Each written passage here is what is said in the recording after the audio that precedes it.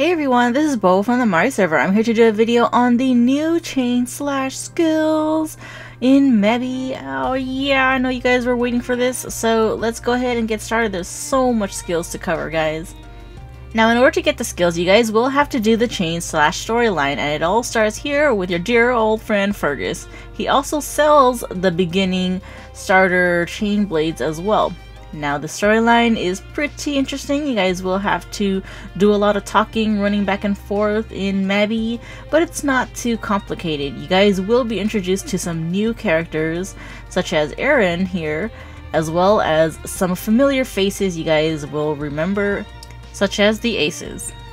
Now I'll do my best to not spoil the storyline because it's actually a pretty good story. It's got some interesting parts to it. You guys might want to pay attention because at the end of this storyline you will receive a title based off of your choices in the story. Now if you choose a lot of the correct choices, you will get the Bachram bearer title. Now if you choose a lot of the incorrect choices, you will be getting the Slog incarnate title, and if you choose a balance of both the good and bad, you'll get the poker face title. Now, the titles all don't really matter. They all give the same stats, such as 35 luck, 20 dex, and 5% crit. In this storyline, you guys will be working closely with the Aces, so there's going to be lots of running back and forth on your pets, so prepare to use your travel guide. You'll be trying to find out what is going on with Aaron. He's going to be going through some situations which I can't really go in depth with because that'll kind of be a spoiler to the story. But basically it's something that's also affecting your character as well. At the end of this storyline you will be receiving the special Dorcha bar, I guess, or the ability to gain Bachram. Now this is a kind of a new addition to the game, permanent addition of course, and you definitely want to complete the storyline to have this new skill set because I will explain what it does later. Alright, now here is the entire list of all the chain slash skills, every single one of them. Oh boy, that's a lot of skills, right? You actually will not have some of these skills at first. Some of them you can look here underneath the unlearned section of your skill list to figure out how to obtain the skills. But in most cases, the very basic skills you will be receiving once you complete the chain slash storyline, so be sure to do that. Now there are some skills you guys won't be able to get until you complete a certain quest. These are the skills you guys won't be able to get until later, so let me just kind of put them all in a list for you guys so you guys can kind of keep track of it. Now the skills are Bachram Explosion, Chain Burst, Death Mark, Raging Spike, Dorcha Conversion, and last but not least, you got Spinning Slasher. Now all these skills require you to do a certain quest that you have to complete, and in this video I will explain how to get all these skills so it's easier for you guys. Otherwise, to get the other skills, all you gotta do is complete the chain slash storyline and equip some chain blades. So let's get started with the more complicated skills. First skill on the list is Spinning Slasher. For Spinning Slasher, you guys will need to be collecting some Dorcha crystals. This is probably the most confusing one that some people don't know how to get because there's no advice on how to get it. So first crystal you guys can obtain at the end chest of Coil Abyss dungeon. Yes, Coil Abyss. Seems to be guaranteed at the end chest reward. So good luck with that, guys. For the second Dorcha crystal, to be honest, this is gonna be the most annoying one in my opinion. The second Dorcha crystals comes from ancient enemies. Now if you guys do not know what an ancient enemy is, it is basically a random mob in the field that hasn't been fought in a while, and it will have an ancient title to it on its name. You're not guaranteed to get it, of course, because it's a random drop, so good luck with that. Supposedly it also drops from Succubus Fiends as well. The third crystal is really easy to get. You can fish it out from Port Cobb's fishing area, and it does go into your special tab, aka your me tab. So you can AFK fish and just wait for the crystal to fish out. If you don't like to fish, you can technically also get it from Thatch Caverns and Chest Lord missions. The fourth crystal is super easy to get. You just buy it from Fleta in her etc tab, and that's all you gotta do. The 5th crystal can take a lot of grinding because it shows up in Dungeon's Dead End Chest reward. Not end chest, but dead end chest. So it does require a lot of RNG. Lastly, the 6th crystal drops at Silva Forest in Vals at these polar hornets. It does take a lot of grinding because some of these hornets do not spawn as fast, and it's suggested you guys jump to multiple channels so you can find multiple hornets. But it's, again, a random drop, so good luck with that. Once you have all your crystals, all you gotta do is just right click and use them. You technically can use them whenever, but I kind of wanted to hold onto all of them and use them all at once, so it just feels nice, I guess. I don't know. Once you've collected all 6 Dorcha crystals, you are done and you have the skill for Spinning Slasher. Alright, now on to the next skill. Next skill is called Death Mark, and for Death Mark you're pretty much running a bunch of errands for Quarantine in Tara at the church. So this is where you guys are going to start this at. Now she basically stands right here, and all you gotta do is talk to her. She's gonna be like, death this and death that. So the first chore I guess you will have to do is to deliver 20 sulfur ores to her. Sulfur ores shows up in Raspa volcano area, and they look like this basically. You can dig them up with a pickaxe. So have fun with that. Yay. They actually take up space too, so keep in mind for inventory spaces. Now the next quest you have to do for her is, in my opinion, the most tedious one, because you have to make some poisonous mushroom stew. The reason why it's tedious is because you need to have brown pine mushrooms, and these mushrooms only show up in the forest on weekdays, so they do not show on the weekend. So keep in mind there are only certain days that they show up at. As for the other ingredient, the Bryphon whiskey, you guys can obtain that from Lucas or from Wings. Now the recipe is basically 60% mushroom and 40% whiskey. Last but not least, don't forget to consume the dishes after you're done. The next part of the quest is relatively easy. All you gotta do is defeat 20 desert ghosts. Now these desert ghosts show up north of Longa Desert, as you can see on the map right there. That's where they're located. Now, as for the next part, you will have to also defeat additional 20 ghosts. My easiest option here is to go to the Scary Library, but you can access ghosts pretty much anywhere like Pika Dungeon. Now for the next part of the quest, you will have to talk to Quarantine when you are barely clinging onto life, and that basically means when you are in deadly status. To do this, you can easily PvP a friend and have them attack you to get into deadly status. The last part of the quest requires you to sketch the end boss in Pika Basic, the Banshee. Good luck with that. Sketching is fun. Once you guys are done, you are done and you will have Death Mark. The next skill on the list is Dorcha Conversion. This one's super easy to get. To start off, you will need to talk to Rua, and she's basically in the Bean Rua pub in Emain Maka. When you talk to her, you have to go to the skill keyword, and then she'll be like, ah yes, you do want to learn this new thing that I know. Now, after you talk to her, she's gonna want you to go to talk to Kusai, I believe that's how you pronounce his name, in Core Village. After that, he is gonna want you to kind of defeat some carnivorous plants, whatever, these plants around the core area. Once you guys are done with that, you just talk to Kasai and back to Rua again. And for those that forgotten, Rua does have a storyline that gives you access to her house. So if you do have access to her house, you can complete the quest here. And that's pretty much it. Once you guys are done with that, you are done and you now have Dorcha Conversion. The next skill on the list is Chain Burst, and in order to start this quest, you will need to get Aaron's letter, and that basically drops from the Baltane missions, the new Squire Baltane missions. So be sure to do those missions and look out for the drop. Once you've obtained the letter, you can activate the quest by using the letter, and boom, all you gotta do is some simple little things here, guys. First thing you need to have is rank 1 critical hit. I'm pretty sure most of you guys have already gotten to that point. The next thing you want to achieve is to have rank 3 Chain Blade Mastery. Now, Chain Blade Mastery is probably something that will take you guys some time to do, but it's relatively easy since it is a mastery skill.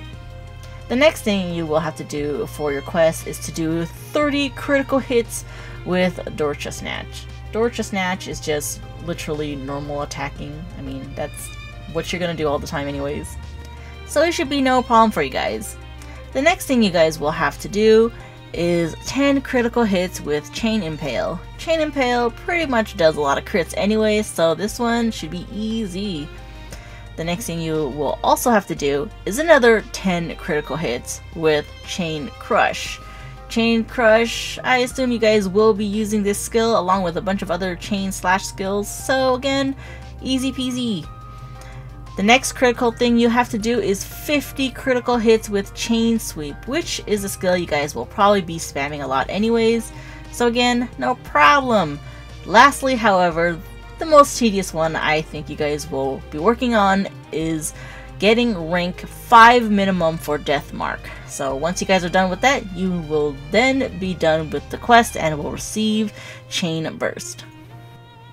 Now the next skill on the list is Raging Spike. For Raging Spike, the easiest way to start this quest is to create a Baltane special unit. Now for the first part of the quest, you will have to clear phase 4 of the Baltane mission Avalon Bridge. To start this, you gotta talk to Schwan and you gotta be at least level 60 just to do these new Squire unit missions. Now for phase 4, it's basically the 4th wave, and once you're done, you're pretty much done. I mean, you can do the 5th wave and kind of complete the whole mission and watch Schwan dance a little at the end, but that's all there is to it. Just 4 phases and you're done. The next part of the quest requires you to give some Squire uniforms to certain Squires. To receive the uniform, they show up in these little reward boxes in the mission Knights of the Round Table. Now to give the uniform to the Squire, all you gotta do is pick up the uniform, drag and drop it right on top of them. Make sure you gift it to them on their birthday. The uniform will say the name of the Squire as well as the day their birthday is on. The only 3 Squires you guys will be gifting these boxes to would be to Core, Dai, and Earlies. The other Squires don't really need a uniform for this quest, but if you guys want to keep the uniform, you're free to. It's literally all for cosmetics in the actual Baltane missions for your Squires. Once you gift the uniform to your Squire, she's gonna be like, oh yeah, by the way, I have this book you might be looking for, or something like that, I don't know. But basically, once you gift them the uniform, they'll give you the book that you need to read, and just go ahead and read the book, and boom, bada bing, you're done with this quest. And once you're done, you now have the new skill, Raging Spike. So remember, when you guys gift the boxes, you will have to do it on their specific days, otherwise you will have to wait until the next week. Now the last skill on the list is called Bachram Explosion, and this one can take quite a lot of time to do because of the RNG drops. For this mission, you're gonna have to collect some potential pages that drop in the special Baltane missions. So yeah, each mission drops one. So for the first page, the mission is called Avalon Bridge, and it drops from the Peridot Bears, the Crystal Bears. So be on the lookout for those big animals. The second one, for Nowhere to Run, it also drops from the bear that shows up after every 50 kills. Again, not a lot of kill choices here, guys. It's a little bit annoying because since you're not gonna see a lot of these mobs, you're gonna have to solely rely on the RNG drops.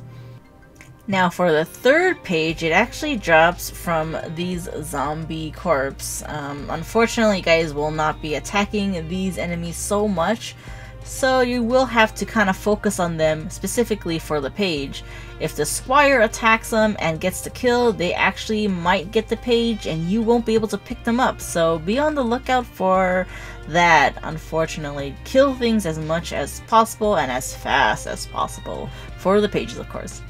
Lastly, again, this crystal bear, the peridot bears, will show up for the 4th page in the center of the gatekeeper's mission. So that is your 4 pages. The next part of the quest requires you to raise your squire's likability to level 5. This should be no problem if you've been actively working on your squires, but if not, it may take you guys some time. The next most tedious thing to do is to activate Bachram boost 10 times in a party of at least 3 people. Easiest way to do this is to join an active party on the board and then work on your Bachram boost. To activate your Bachram boost, you will have to pretty much just raise the bar that's underneath your Dorcha meter. So this little bar kind of going up at the bottom, you can see it's slowly going up. It takes about 10 minutes to raise the bar from 0 to max. And once it flashes, it activates the boost. The next part of the quest requires you to defeat 50 enemies while this activation is in process, so it can also take some time. It's a little bit tedious, but once you guys are done, you will have the skill Bachram Explosion. Now that I've shown you guys how to get all the skills, I'm pretty much now going to show you guys a summary of what all the chain slash skills do, so that way you guys can know how to incorporate them with your other skills. Alright, so let's go ahead and get started. Alright, so the first thing you're going to need to know is the Dorcha meter. This is the meter, and basically it goes up every time you do a normal attack with your chain blades. You can minimize the bar if it takes up too much space, but unfortunately you won't see the Bachram meter if you do that. Now for the first skill I'm going to showcase here for you guys are all the passive skills, or what I like to consider the passive skills. The Chain Blade Masteries, the Dorcha Masteries, and lastly, the Dorcha Snatch. I know this is kind of confusing. Some people thought the Dorcha Snatch is another skill, but it's technically just a normal attack. So these are all the 3 skills that are somewhat passive.